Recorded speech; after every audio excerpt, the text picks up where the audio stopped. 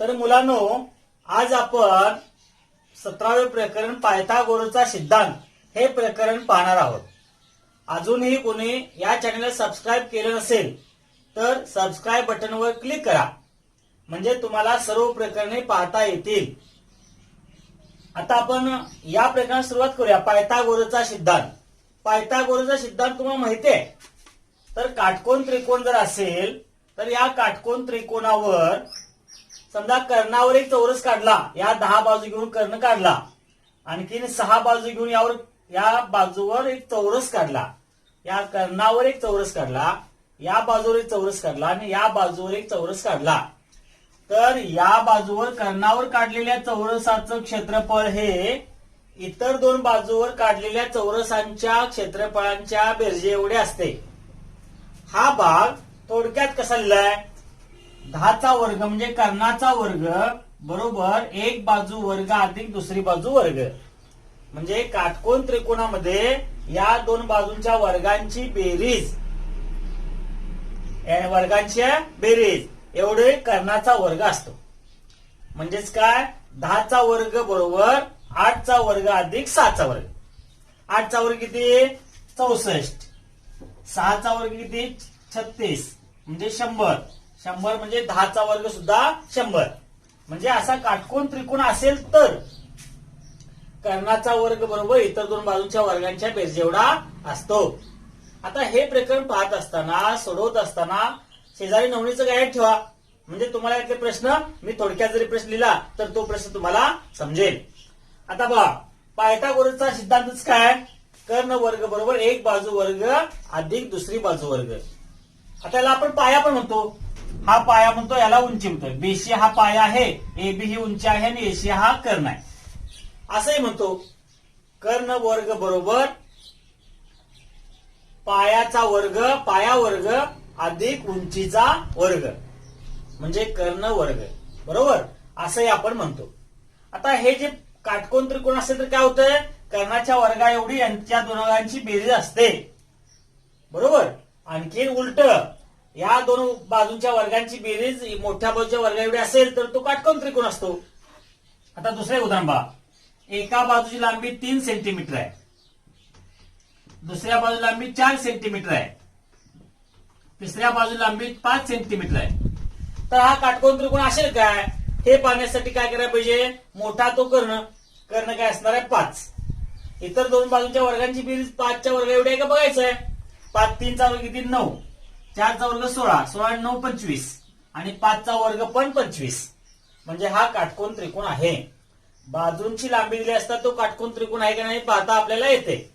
म्हणजेच कर्णाच्या वर्गा एवढी इतर दोन बाजूंच्या वर्गांची बेरीज असते काटकोन त्रिकोणामध्ये. हाच तो पायथागोरसचा सिद्धांत.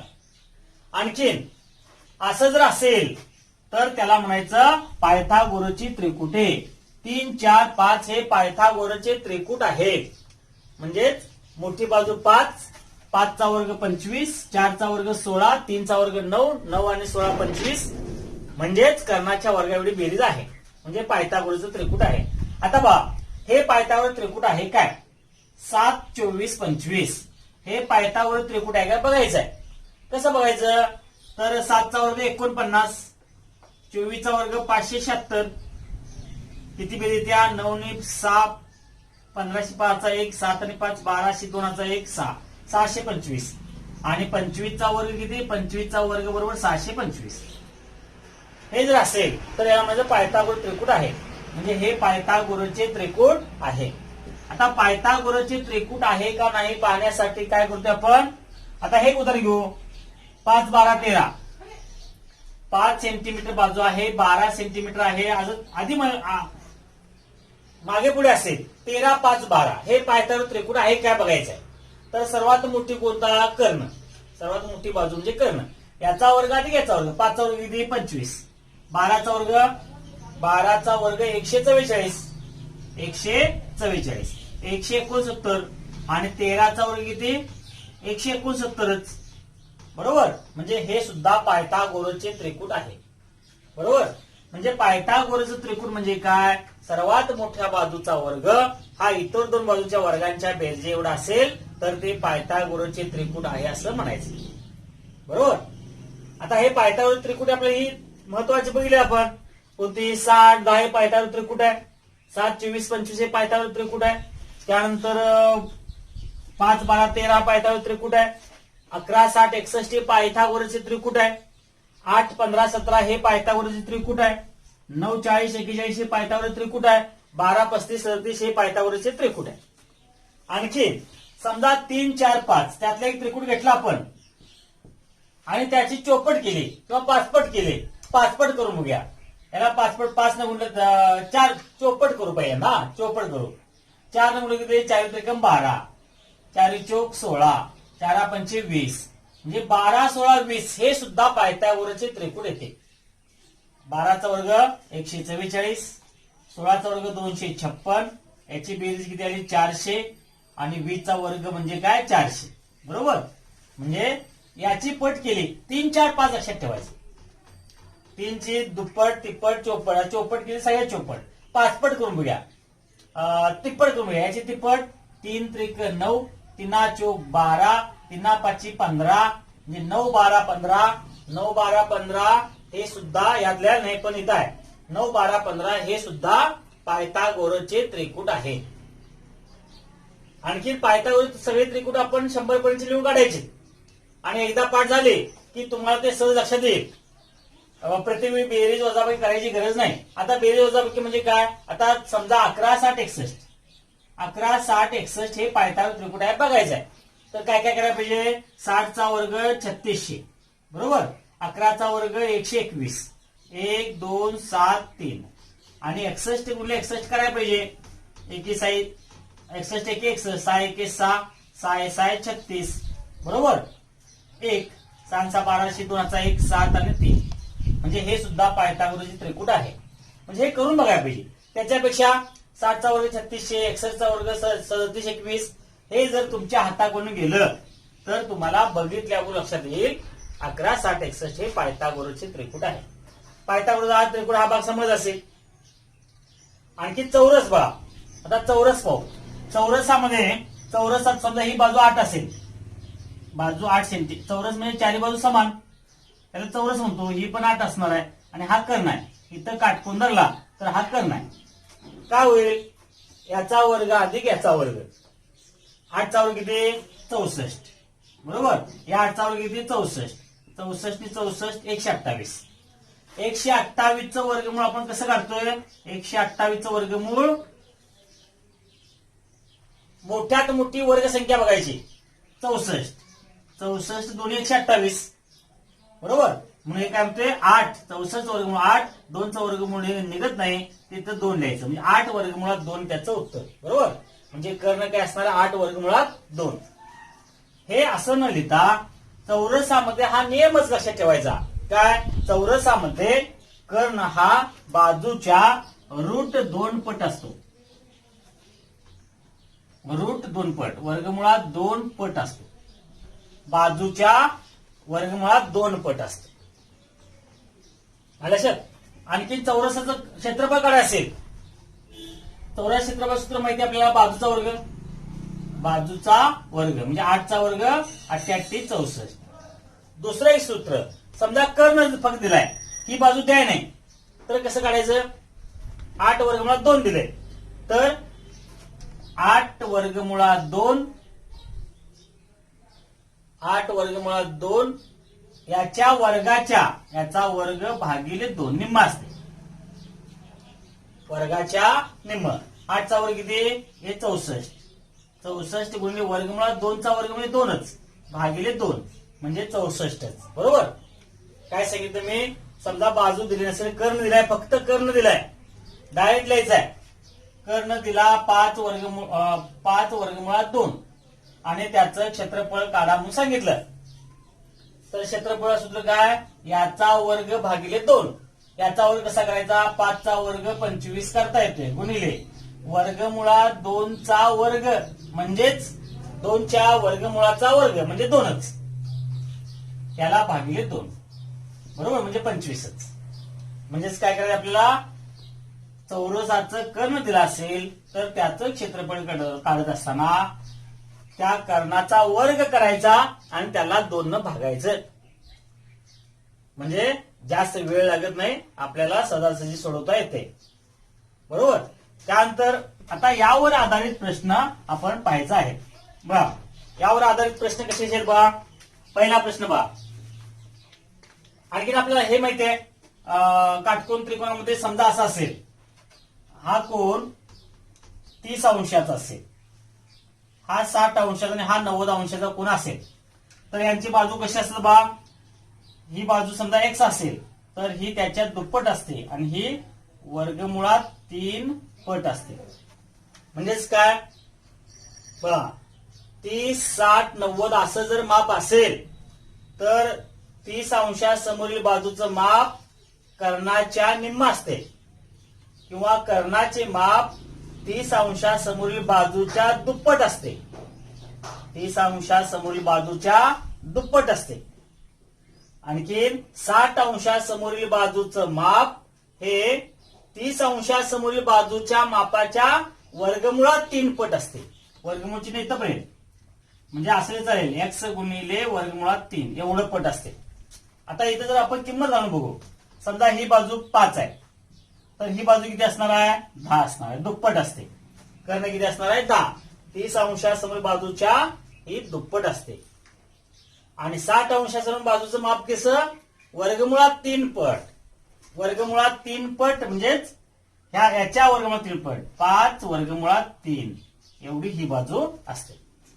लक्षात तुमच्या हा एक नियम आहे. 30-60 अंशाचा कोन असेल तर हा लक्षात ठेवला तर फारशी गणित करायला लागत नाही, आपल्याला तोंडी उत्तर काढता येतात. म्हणून तो हा नियम लक्षात ठेवायचा. आता यावरचे आधारित प्रश्न कसे असतात बा. समजा हा काटकोन त्रिकोण आहे, या ठिकाणी हा काटकोन त्रिकोण आहे, यात ABC हा काटकोन त्रिकोण आहे. आणखीन इथं C आहे, या ठिकाणी 12, इथं 13 आहे, इथं 15 आहे. आणखीन BC इथं D आहे बा. या ठिकाणी ही बाजू फक्त 5 दिल्या. आणखी विचारलंय CD ची लांबी किती विचारलंय, लेंथ CD बरोबर किती असा प्रश्न आहे. बघा प्रश्न समजून घ्या.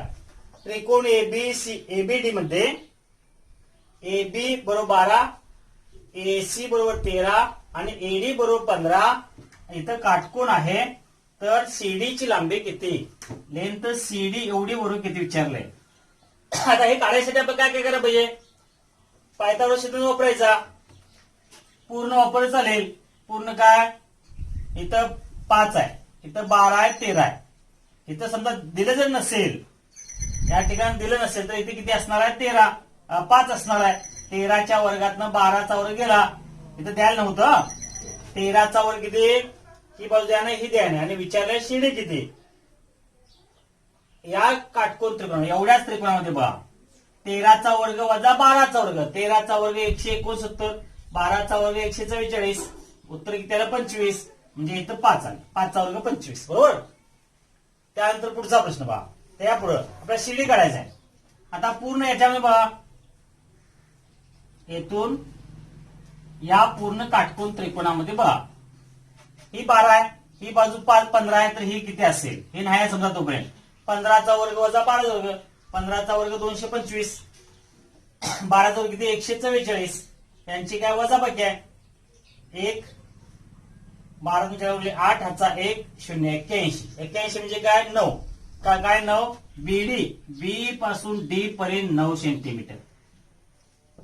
आता B पासून D पर्यंत 9 आहे, हे आत काढले आपण 5, म्हणजे किती असणार आहे 4 असणार आहे बरोबर. 4 हे उत्तर, CD बरोबर 4. म्हणजे पायथागोरसचा सिद्धांत वापरायचा. एकदा पायथागोरस सिद्धांत लक्षात आला की तुम्हाला कसाही प्रश्न विचारला तर तो त्या प्रश्नाचं उत्तर तुम्हाला निश्चित काढता येईल. समजा हे आकृती आहे, पुढचा प्रश्न काय पहा. हा समलंब चौकोन आहे आणि या समलंब चौकोनामध्ये काय काय दिले पहा. या ठिकाणी दिले 15, या ठिकाणी 12, इथं आहे 20, इथं आहे 12, इथं 13 इथं द्याय नाही आणि इथं दिलंय इथं पण द्याय नाही. आणखी काय विचारलंय रेख डीसी बरोबर किती length A B C D length C D बरोबर किती असा प्रश्न आहे. हा समलंब चौकोन आहे एबीसीडी हा समलंब चौकोन आहे. लेंथ एडी बरोबर 15 एबी बरोबर 20 बी इथं बी एम आणि बीएन 12 दिले. ही बाजूची एसी 13 दिल्या. यावरून आकृतीवर काढायचंय. आता काय काय माहिती आपल्याला काय काय काढता येईल बघा. इथं या इथं काटकोन त्रिकोण आहे. इथं काय येईल 9 12 15 5 12 13 5 12 13 13 जवळ 169 वजा 12 जवळ 144 उरलं किती 25 म्हणजे 5 ही बाजू 5 आले. एन सी बरोबर 5 आलं. पुढे जाऊ. ही बाजू 12 उभी म्हणजे ही सुद्धा लंबांतर समान असते. समलंब चौकोनामध्ये ही उंची समान असते बरोबर. ही 12 आहे. आता ही 5 हे सुद्धा 5 12 13 म्हणजे 5 असणार आहे. 5 12 13 इथं सुद्धा काटकोन त्रिकोण आहे. 15च्या वर्गातनं 12 जवळ गेला म्हणजे हा 5चा वर्ग बरोबर 5 आणि ही बाजू 20 म्हणजे ही सुद्धा 20 म्हणजेच ही पूर्ण बाजू किती येईल 20 आणि 5 25 आणि 5 30 लेंथ डीसी बरोबर किती 30 बरोबर. अशा प्रकारे आता स्कॉलरशिप सोडवायचं आहे. डिटेल सगळ्या गोष्टी लिहायची गरज आपल्याला नाही. आपल्याला फक्त आकृतीवरून पटपट ते काढता आलं पाहिजे. पुढचा प्रश्न पहा. या ठिकाणी ही आकृती आहे. काटकोन त्रिकोणाचीच आकृती आहे. इथं काटकोन त्रिकोण आहे.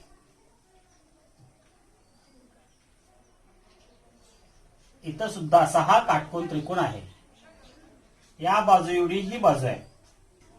या बाजू एवढी ही बाजू आहे. ही बाजू 4 सेंटीमीटर दिल्या. बघा आता काय काय करता येईल विचारले का लेंथ एडी बरोबर किती विचारले A B C D length AD बरोबर किती असा प्रश्न आहे. लेंथ एडी बरोबर किती काय काय दिले बघा. या बाजू बरोबर ही बाजू आहे. आणखी या दोन बाजू समान आहेत. या बाजू बरोबर ही बाजू आहे. ही बाजू 4 म्हणजे ही सुद्धा 4. कर्ण कसा असतोय वर्गमुळात 2 पट. वर्गमुळात 2 पट म्हणजे 4 वर्गमुळात 2. ही बाजू किती 4 वर्गमुळात 2. ही बाजू 4 वर्गमुळात 2 ही सुद्धा 4 वर्गमुळात 2. या बाजू समान आहेत म्हणजे याचा वर्ग अधिक याचा वर्ग 4 चा वर्ग 16 4 16 16 16 32 16 2 32 4 वर्गमुळात 2 4 वर्गमुळात 2 रूट 2 हे समान असेल तर वर्गमुळात 2 पट असते. आता 4 वर्गमुळात 2 आहे 4 वर्गमुळात 2 आहे. याच्या रूट 2 पट ही बाजू याच्या वर्गमुळात 2 पट म्हणजे 4 वर्गमुळात 2 गुणिले वर्गमुळात 2 पट ही बाजू ह्या बाजू समान आहेत म्हणजे ही बाजू सुद्धा कर्ण कसा असतो वर्गमुळात 2 पट. याचा आणि याचा गुणाकार म्हणजे 4 गुणिले 2 वर्गमुळात 2 गुणिले वर्गमुळात 2 म्हणजेच 2 चा वर्ग वर्गमुळात 2 चा वर्ग म्हणजेच 2 2 च्या वर्गमुळाचा वर्ग म्हणजे 2च 4 2 8 ही बाजू किती असेल एडी 8 सेंटीमीटर असेल. लक्षात असेल तुमच्या ते म्हणजेच हा काय बघितलं चौरसामध्ये आपण बघितलं होतं. इथं समजा 8 असेल तर हे काय किती असते 8 वर्गमुळात 2 असते बरोबर. आणि याच्या हे पण वर्गमुळात 2 पट. निश्चित तुम्हाला तो भाग समजला असेल. त्याच्या पुढचा भाग पहा. इथं काटकोन त्रिकोण आहे. या काटकोन त्रिकोणामध्ये ही बाजू आहे 18 ही आहे 24. तर काय विचारलंय ए बी सी आणि एम लेंथ बीएम बरोबर किती बीएम बरोबर किती असा प्रश्न आहे. बीएम बरोबर किती आपल्याला हा काटकोन त्रिकोण आहे. हा पूर्ण संपूर्ण ही रेषा नाही समजा हा पूर्ण काटकोन त्रिकोण आहे. काटकोन त्रिकोण क्षेत्रफळ काढता येते. काटकोन त्रिकोणा क्षेत्रफळाचं सूत्र काय 1/2 गुणिले पाया गुणिले उंची हे काटकोन त्रिकोणा क्षेत्रफळाचं सूत्र बरोबर. आणखी 18 24 यावरून ही बाजू आपल्याला काढता येईल. याचं क्षेत्रफळ किती येईल 2 के 2 9 18 9 चौक 36 9 2 18 आणि 3 21 216 आलं. बरोबर. आता ही या बाजू पाया घेऊन सुद्धा 216 क्षेत्रफळ यायला पाहिजे. 18 24 ही किती असेल? 24 चा वर्ग 75, 18 चा वर्ग 324, 6 4 10 0 याचा 1, 10 0 इथं 9, म्हणजे ही बाजू किती येथून इथपर्यंत किती 30 आले.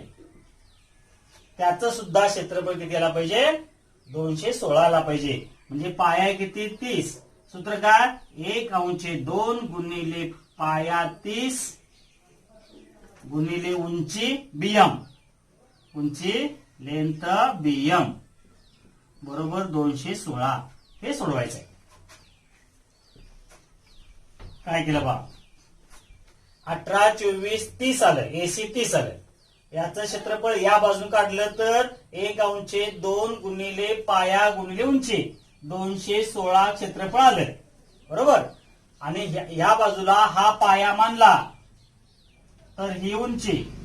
हे सूत्र काय? 1/2 गुणिले पाया 30 गुणिले उंची बीएम, लेंथ बीएम ही उंची बरोबर 216. याचं उत्तर आहे. आता सोडवायचंय. बीएम ची लांबी काढायची आहे.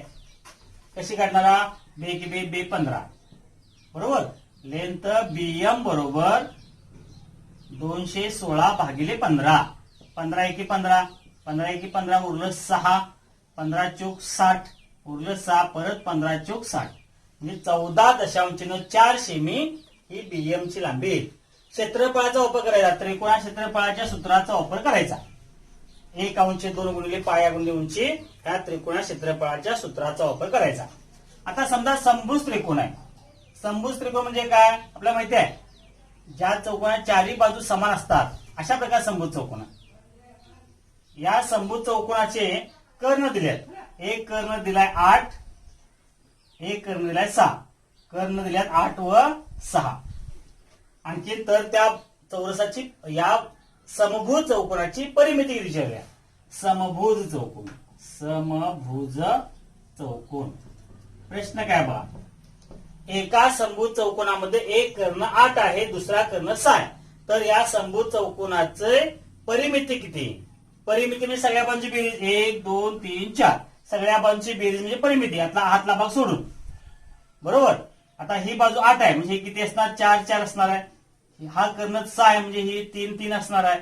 आता यामध्ये इथं काटकोन त्रिकोण तयार होतोय. आपल्याला माहिती आहे 3 4 इथं काटकोन झालाय म्हणजे कर्ण किती असणार आहे? 5. 3 4 5 हे पायथागोरस त्रिकुटच आहे. 3 चा वर्ग 9, 4 चा वर्ग 16, 16 9 25 म्हणजेच 5 चा वर्ग 25.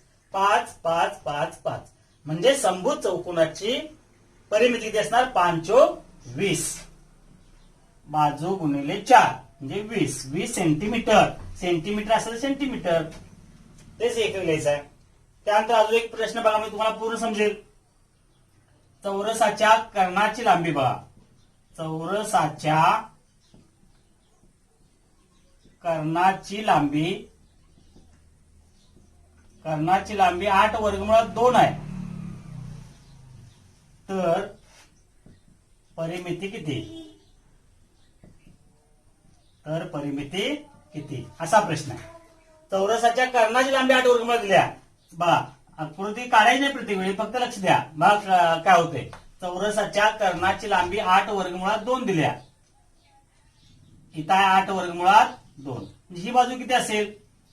आपल्याला माहिती आहे बाजूच्या वर्गमुळात 2 पट असते.